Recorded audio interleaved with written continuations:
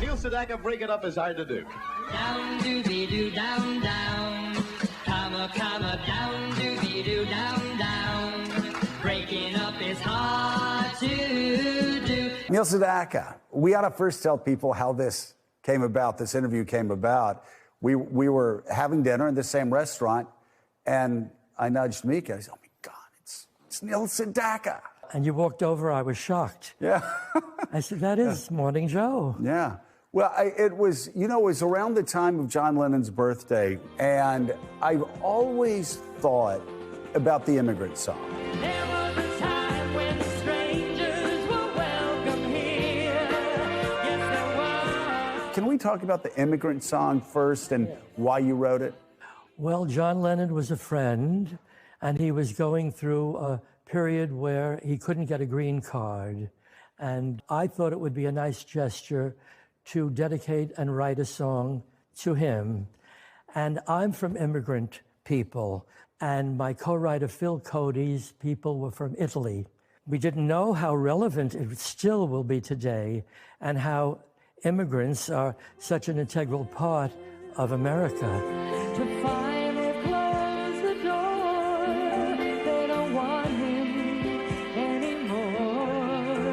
You know, John Lennon was known as being a pretty tough guy at times to get along with. But he also said something that, coming from one of the great songwriters in rock history, he said, what is it about Brooklyn? They must put something in that water because they breed the greatest songwriters in the world. We had a phenomenon.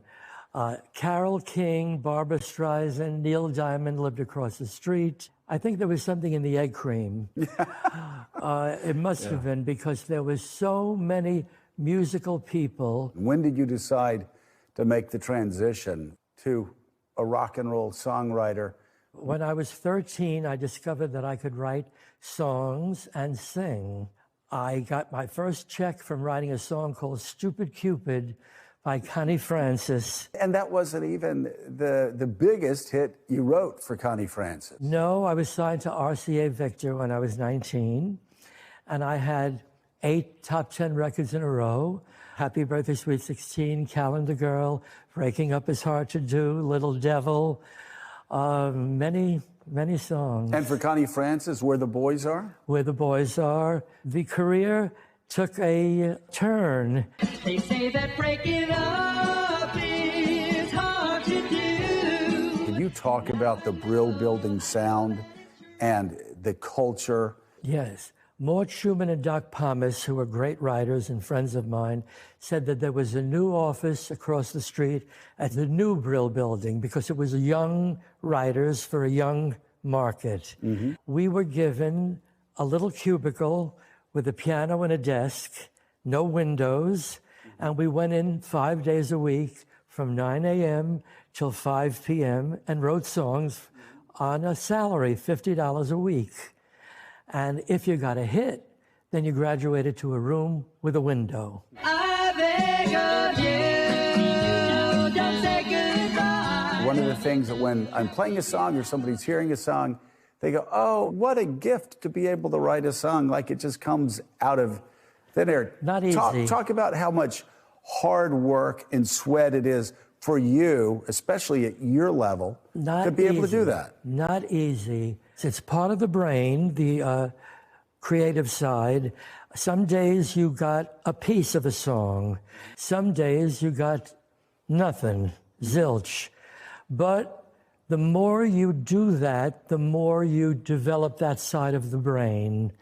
I tried to reinvent Neil Sedaka, raise the bar, and after 5 years and about 50 million records, the bottom fell out, and the Beatles came in, and the Rolling Stones, and I was a thing of the past.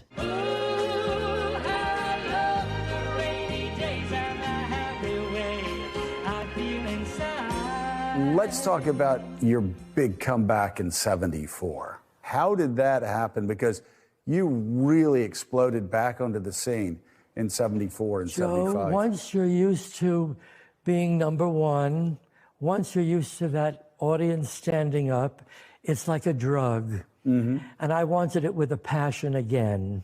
So I listened to, in the 70s, singer-songwriters, and I went to England, and I met a guy by the name of Elton John. You ever hear of him? I think I have. And he was a fan. Right. And he said, "You're having hits in America. I'm starting a record company called Rocket Records. I would like to sign you. Are you interested?"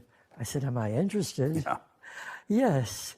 And he put out an album called Sedaka's Back to people who didn't remember the original Neil Sedaka from the 50s. And the single was Laughter in the Rain. And he did it for me. They called him EJ the DJ. He went from station to station, and he promoted Neil Sedaka, the new Neil Sedaka. And by the way, in 74 and 75, Elton John was at the zenith of his career. He was the most massive superstar in the world. Once he walked into a radio station and the disc jockeys took notice, Elton John is promoting Neil Sedaka. If he thinks it's good, it must be good. Well, Sedaka's back.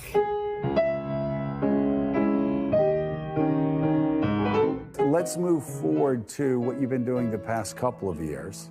I absolutely love how you kept connecting with fans during COVID. For 3 years, I did a mini concert 5 days a week, 15 minutes a day, 3 songs, and I got, from all over the world, people said, "Bless you, thank you for entertaining us." And it was good for me too. It was very therapeutic. A friend of mine did it with his phone, and these are the songs they grew up with. They say that breaking up is hard to do. My audience is elderly, and it brought back wonderful memories. Don't say this is the end. Instead of breaking up, I wish that we were making up again. It brought back memories for me. As we look back over your extraordinary career, is there one thing that stands out? I think the songs will outlive me. Songs I wrote 50, 60 years ago, I hear on the radio. So it's a form of immortality. And I leave it to my children and my grandchildren. And the royalties go on until 70 years after my death. Then it becomes public domain. So that's I'm most proud of.